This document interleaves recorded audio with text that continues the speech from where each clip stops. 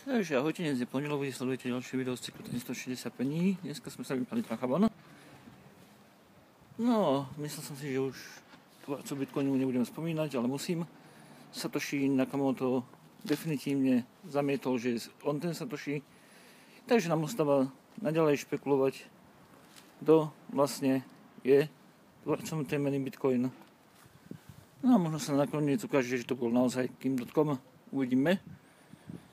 Bolo by to sranda. Každopádne, čo ma nezaujalo, je jedna aplikácia TooBed. O tej som písal vlastne ešte včera v noci, dnes sa to publikovalo. Táto malá aplikácia vám vypočíta, kedy by ste mali konečne zaliesť do postele.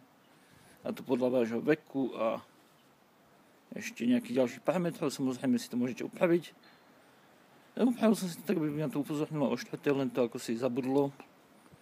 Respektíve žiadnu notifikáciu som nezachytil. Netuším, čo som robil zle. Uvidíme, ešte raz to vyskúšam. A hádam, to napravím. Inak si idem teraz momentálne po slnečné okuliare, takže som zvedavý, ako v nich budem vyzerať.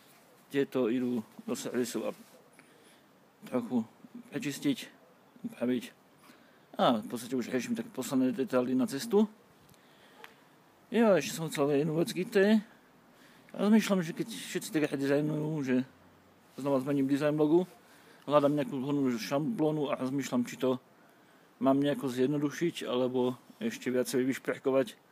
Neviem, aký máte vy názor na dizajn blogu, mal by byť simple, alebo to môže byť niečo zjednodušené. Dajte do komentárov, rád sa poučím a rád sa s vami poradím, čo sa dizajnu týka. Ešte ma napadla taká vec, neviem, či miešať cestu v Thajsku s mojím blogom, alebo či mám na tento účel založiť poddoménu. Na to by som chcel od vás tiež nejaké tipy, že ako na to, či spraviť travel blog, ktorý by bol samostatný, alebo to zahrnúť v rámci blogu. OK, tak ja idem po nové okuliare a my sa vidíme zatiaľ zajtra. Ahojte.